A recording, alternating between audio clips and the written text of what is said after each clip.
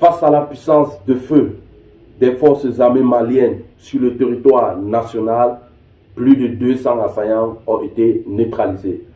Mesdames et messieurs, c'est pour nous un réel plaisir de vous avoir sur notre chaîne. Si vous voulez faire partie désormais de notre communauté, abonnez-vous, activez la cloche de notification, car ici, vous aurez des informations en temps réel. Notre ligne éditoriale est simple. Apporter notre soutien à l'endroit des forces armées maliennes, des forces de défense et de sécurité, des VDB, bref, des pays membres de l'AES. Alors, si vous épousez notre ligne éditoriale, abonnez-vous, ça serait votre façon à vous de nous apporter un verre d'eau. Cela étant dit, de Kati à Kidal, de Sévaré à Gao, par Menaka également, plus de 200 assaillants ont été neutralisés grâce à l'offensive de nos forces armées maliennes. Une réponse aux attaques barbares menées par ces lâches le 25 avril 2025. Mesdames et messieurs, les forces armées maliennes sont en train de monter en puissance. Ils sont en train de rendre la tâche difficile à ces malfrats. Ces malfrats qui, n'est-ce pas, ont fait perdre le sommeil à certains des compatriotes dans certaines localités. Il faut noter également que les villes qui ont été attaquées n'ont pas été choisies anodin. Ceux qui sont derrière savent le pourquoi. Et cela nous amène même à croire à 70% qu'il y aura certains traîtres parmi les forces armées maliennes derrière ces attaques. Figurez-vous, ces 4 attaques ont été menées plus ou moins au même moment. Et les villes choisies sont des villes clés du Mali. Nous connaissons l'histoire qui se cache derrière Kidal. Nous connaissons l'histoire qui se cache derrière Gao. Gao est pratiquement l'un des socles économiques du Mali. Donc, ceux qui sont derrière savent.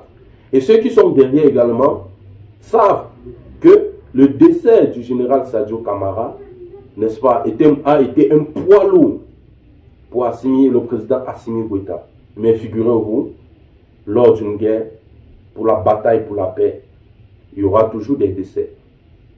Nous avons observé au Burkina Faso la mort de Thomas Sankara, qui a été l'un des pionniers de la lutte pour la souveraineté du pays. Revenons au cas du Mali. L'armée, dans sa mission de reconquête du territoire, a rendu la tâche difficile à ces terroristes. Plus de 200 assaillants.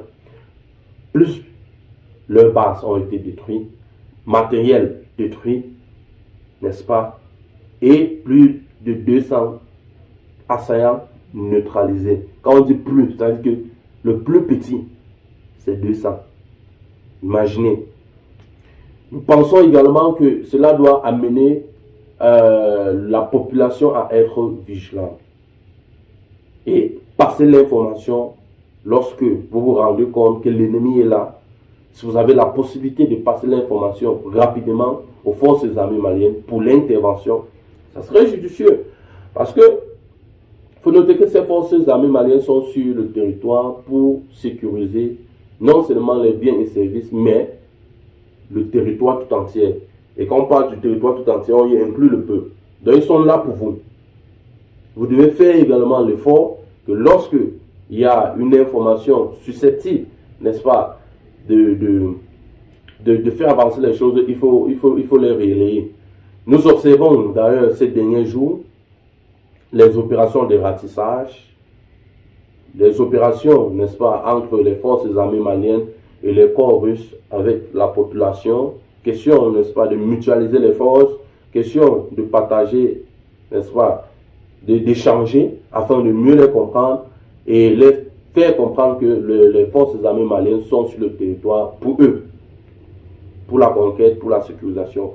Et il y a quelque chose que je voulais aussi attirer l'attention, c'est que il y a aussi des pays limitrophes qui laissent croire, ou du moins qui seront, n'est-ce pas, avec ces terroristes.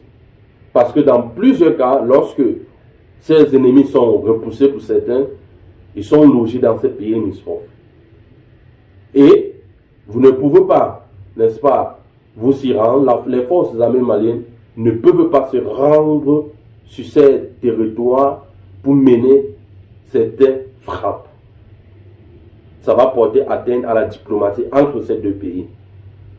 Donc, c'est à ces pays, s'ils sont, n'est-ce pas, en plein accord. Et il faut noter que parmi ces pays, il faut avouer, il y a certains pays qui apportent leur soutien, n'est-ce pas, inconditionnel à l'endroit des forces armées maliennes, à savoir le Royaume du Maroc, par le biais de son gouvernement, a affirmé, a relayé, a apporté son soutien à l'endroit des forces armées maliennes. Ce sont ces actes qui sont à féliciter et à encourager. Donc, mesdames et messieurs, c'est ici que s'achève cette petite capture d'analyse. Vous avez été flattés par ces mots détaillés. N'oubliez pas de vous abonner, liker et partager la vidéo. Restez connectés, nous y reviendrons pour plusieurs vidéos. Merci.